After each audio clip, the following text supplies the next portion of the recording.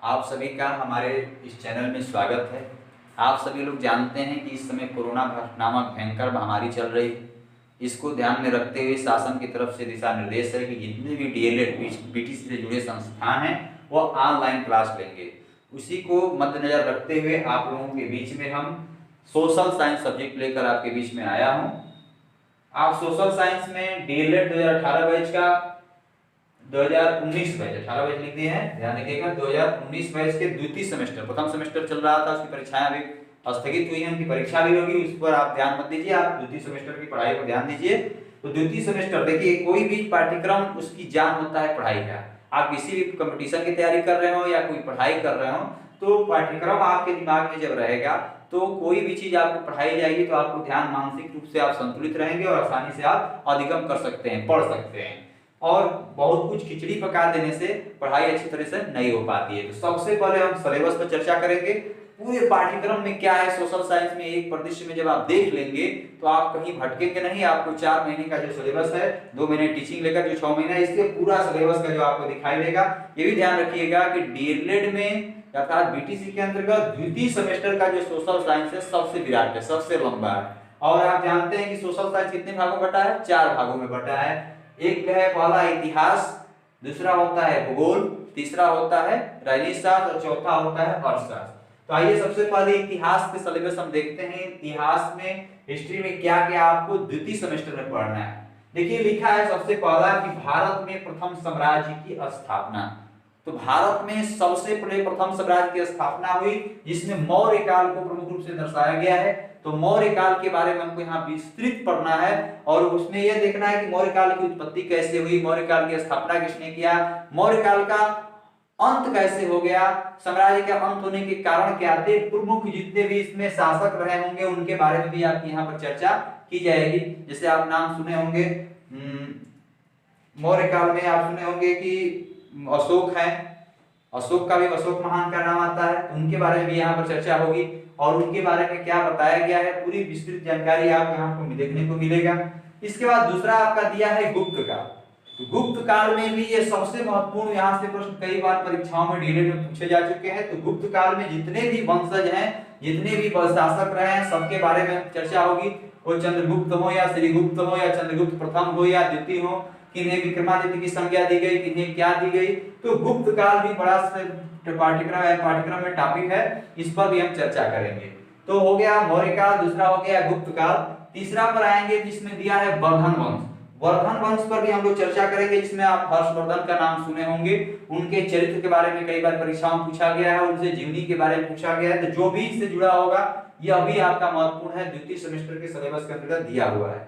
तीसरा लिखा है कि चौथा है सामंतवाद कालीन भारत। सामंतवाद कालीन भारत का तात्पर्य यहाँ पर है कि आप सुने होंगे चौहान वंश का नाम सुने होंगे, पाल वंश का नाम सुने होंगे, प्रतिहार वंश का नाम सुने होंगे, गढ़वाल वंश का नाम सुने होंगे। इन सभी वंशों के शासकों का वर्णन यहाँ पर सामंतवादी कालीन के अंतर्गत जितने लोग आएंगे इस इतिहास के माध्यम से आपको, इस चैनल के माध्यम से आपको दी जाएगी। अब आते हैं पांचवा लिखा है दक्षिण भारत के प्रमुख राजवंश। तो दक्षिण भारत के जो प्रमुख राजवंश दिया है इसमें आप जानते हैं चालुक्य वंश का नाम आता है। भारत के नीचे दक्षिण जब जाएंगे, दक्षिण भारत में आएंगे तो चालुक्य वंश का नाम आप सुने होंगे, चोल वंश का नाम सुने होंगे, राष्ट्रकूट वंशों का नाम सुने होंगे। उन वंशों के बारे में यहाँ पर आपको चर्चा की जाएगी और इससे भी कई बार परीक्षाओं में महत्वपूर्ण प्रश्न बनते आए हैं। तो आपको खूब अच्छे प्रकार से इस चैनल के माध्यम से आपको पढ़ाने की मैं कोशिश करूंगा। छठवां इतिहास में दिया है अरब में इस्लाम का उदय, अर्थात इस्लाम धर्म का उदय अरब में सबसे पहले प्रारंभ हुआ, उसके बाद पूरे विश्व में आया। तो उसके बारे में आपको क्या है सिलेबस में, उसको विधिवत चर्चा आपको करेंगे।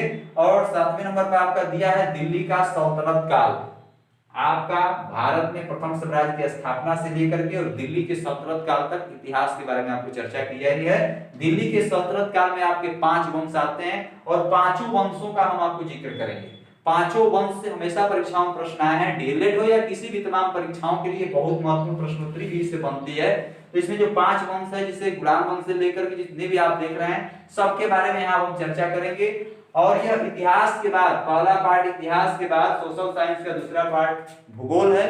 अब आइए हम भूगोल के बारे में देखते हैं, भूगोल को आपके पाठ्यक्रम में क्या क्या दिया हुआ है। सेकेंड सेमेस्टर में हमको भूगोल में क्या क्या पढ़ना है। फर्स्ट सेमेस्टर में जो आपको दिया था भारत का परिचय से पढ़ लिए होंगे, अब हम लोगों को सेकेंड सेमेस्टर में क्या पढ़ना है इस पर ध्यान देते हैं। देखिए पहला लिखा है सूर्य, चंद्रमा व प्राकृतिक शक्तियां। तो इसमें सूर्य से जुड़ी जितनी भी घटनाएं हैं, सौर मंडल से लेकर के चंद्रमा से जो आकर्षण की शक्ति है उससे क्या क्या प्रभावित होता है, और जितनी भी प्राकृतिक शक्तियां घटित होती हैं उसके बारे में आपकी विवेचना आपको द्वितीय सेमेस्टर में भूगोल में की जाएगी। दूसरा आपका दिया है पृथ्वी के प्रमुख परिमंडल। पृथ्वी के प्रमुख परिमंडल से तात्पर्य है कि आप जितने भी मंडल आप देख रहे हैं पृथ्वी से जुड़े हुए, जिसमें आप नाम सुने होंगे स्थल मंडल का, वायुमंडल का, जल मंडल का, और एक होता है जीव मंडल का। 4 मंडलों में बांटा गया है। तो स्थल मंडल, जीव मंडल, जैव मंडल और जल मंडल और वायुमंडल, इन चारों के बारे में विस्तृत चर्चा आपको भूगोल के माध्यम से, इस चैनल के माध्यम से आपको दी जाएगी। अब आते हैं तीसरा, यहाँ पे देखिए लिखा हुआ है पृथ्वी की आंतरिक संरचना।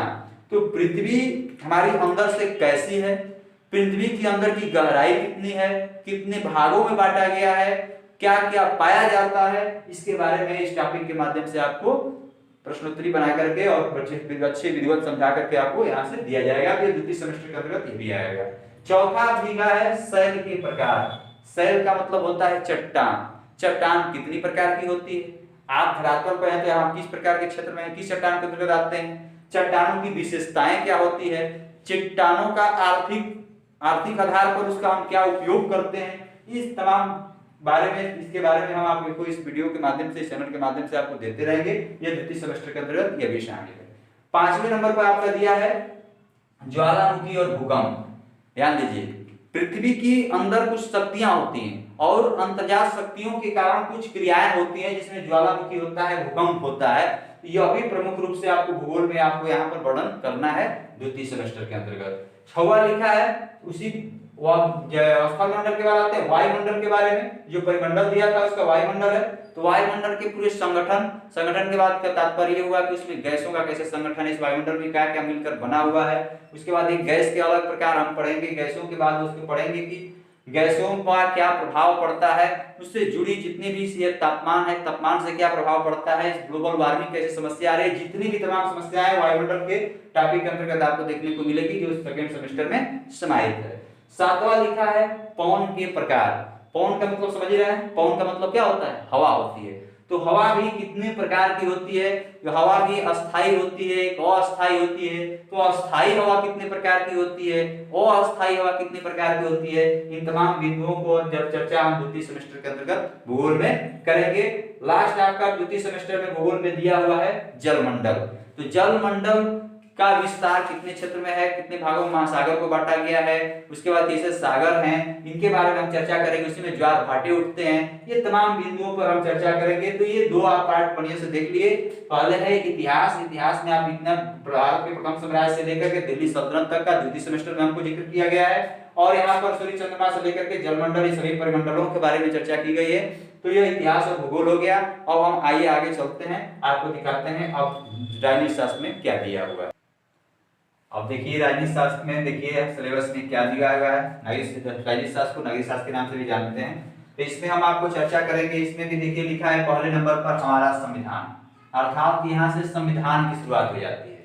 प्रथम सेमेस्टर में आप पढ़े होंगे जितने भी अस्थायी ग्रामीण स्तर से लेकर के जनपदीय स्तर का जो स्थानीय स्वशासन था उसके बारे में आप चर्चा किए थे, लेकिन यहाँ से भारतीय संविधान का जिक्र शुरू हो जाता है सेकेंड सेमेस्टर में। तो यहाँ पर सबसे पहले हम भारतीय संविधान के बारे में पढ़ेंगे। भारतीय संविधान पूरा विस्तृत है, इसके बारे में कैसे संविधान बना, कितने दिन में बना, क्या क्या उसमें अपनाया गया, सभी चीजों के बारे में चर्चा हम भारतीय संविधान के अंतर्गत आपको करेंगे, जो सेकंड सेमेस्टर के लिए बहुत ही महत्वपूर्ण टॉपिक है। दूसरा टॉपिक दिया हुआ है यहाँ पर नागरिकता। दूसरा आपका लेसन है नागरिकता का। तो नागरिकता का भी जिक्र है। आप सुने होंगे कि संविधान का निर्माण हुआ तो संविधान में कितने भाग थे, कितनी अनुसूचियां थी, कितने अनुच्छेद थे। तो इसमें नागरिकता किस भाग में वर्णित है, नागरिकता लेने का क्या प्रावधान है, नागरिकता आपकी कैसे समाप्त हो जाएगी, पूरी विधिवत आपको इसके माध्यम से, इस टॉपिक के माध्यम से आपको जानकारी दी जाएगी। तो राजनीति शास्त्र का दूसरा प्रमुख टॉपिक था नागरिकता, जो आपको सेकंड सेमेस्टर में है। अब आते हैं तीसरा दिया है मौलिक अधिकार एवं मौलिक कर्तव्य। यह भी बहुत महत्वपूर्ण टॉपिक है। यह मौलिक अधिकार आज वर्तमान में कितने हैं, पहले कितने थे, सभी मौलिक अधिकारों के बारे में आपको चर्चा की जाएगी। कौन से अधिकार कब आपको दिए जाते हैं, कब समाप्त कर दिए जाते हैं, क्या कभी मौलिक अधिकार समाप्त किए जा सकते हैं, नहीं किए जा सकते हैं, मौलिक कर्तव्य क्या होता है, मौलिक अधिकार किससे जुड़े होते हैं, मौलिक कर्तव्य किससे जुड़े होते हैं, किसका कर्तव्य बनता है, इसके बारे में आपको विधिवत इस सेमेस्टर में आपको चर्चा की जाएगी। चौथा आपका दिया हुआ है नीति निर्देशक तत्व। तो यह संविधान के किस भाग में वर्णित है, यह किसके लिए बनाया गया है, यह राज्यों के प्रति उत्तरदायी होता है, तो इसका क्यों बनाया गया है, इसका क्या महत्व होता है, इसके बारे में भी आपको सेकेंड सेमेस्टर में चर्चा की जाएगी। तो यह राजनीति शास्त्र में आपके प्रमुख रूप से 4 टॉपिक आपके दिए गए हैं। पहला लिखा है हमारा संविधान, दूसरा नागरिकता, तीसरा लिखा है मौलिक अधिकार है मौलिक कर्तव्य, चौथा लिखा है नीति निर्देशक तत्व। तो ये 3 आपके हो गए। सोशल साइंस में 3 सब्जेक्ट हो गए। पहला आपका चर्चा किए थे हिस्ट्री इतिहास का, दूसरा ज्योग्राफी भूगोल का, और तीसरा आपका पोल साइंस यहाँ पर हो गया। अब आते हैं चौथा इकोनॉमिक्स अर्थशास्त्र पर, कि अर्थशास्त्र में आपको क्या क्या सेकेंड सेमेस्टर में पढ़ना है। इसको पहले ध्यान से देखिए। लिखा है उपभोक्ता जागरूकता। उपभोक्ता जागरूकता क्या है, कौन कौन से मार्ग अपनाए गए, कब इसका अधिनियम बना, इसमें भी कितने अधिकार दिए गए हैं, पूरा विधिवत इसके बारे में चर्चा की जाएगी। यह कहां से शुरुआत की गई, यूरोप में कब लाया गया, भारत में कब अपनाया, इससे भी परीक्षाओं में प्रश्न बनते हैं। ये भी बहुत महत्वपूर्ण टॉपिक है, इस पर भी हम चर्चा करेंगे जो सेकंड सेमेस्टर के अंतर्गत आता है। अर्थशास्त्र में दूसरा दिया है भारतीय अर्थव्यवस्था में कृषि का योगदान। यह बहुत ही महत्वपूर्ण है। यह कृषि को कैसे बढ़ाया जा सकता है, कृषि में विकास के लिए कौन कौन सी अभिनव प्रवृत्तियां लाई गई हैं, सभी के बारे में विधिवत इसमें चर्चा की जाएगी।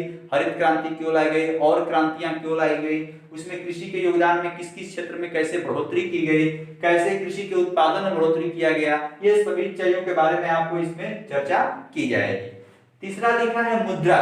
मुद्रा में अब चर्चा किया जाएगा कि मुद्रा कितने प्रकार की होती है, मुद्रा में हुंडी क्या होता है, मुद्रा स्थिति क्या होती है, मुद्रा संकुचन क्या होता है, मुद्राओं के प्रकार का विधिवत आपको यहाँ पर वर्णन आपको इस टॉपिक के माध्यम से किया जाएगा। चौथा और अंतिम महत्वपूर्ण आपका टॉपिक है भारत का औद्योगिक विकास। भारत एक, आप जानते हैं कि कोई भी देश हो, जब तक औद्योगिक विकास नहीं होगा और देश विकसित देश की श्रेणी में नहीं जा पाएगा।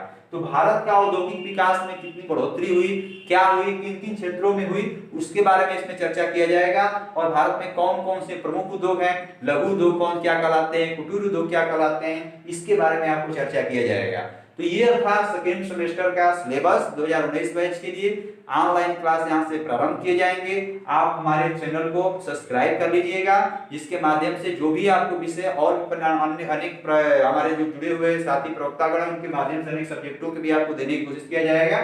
सबसे पहले सोशल साइंस आपके बीच हम लेकर आया हूँ। तो सोशल साइंस में सेमेस्टर आप द्वितीय सेमेस्टर का सिलेबस था सोशल साइंस का, जिसमें 4 सब्जेक्ट थे, इतिहास था, भूगोल था, उसके बाद नागरिक शास्त्र और अर्थशास्त्र। इसको बढ़िया सिलेबस को एक बार अपने दिमाग में लिख लीजिए, कहीं आप अपने नोटबुक पर इसको तैयार कर लीजिएगा। चलिए बहुत बहुत आप सभी लोगों का धन्यवाद।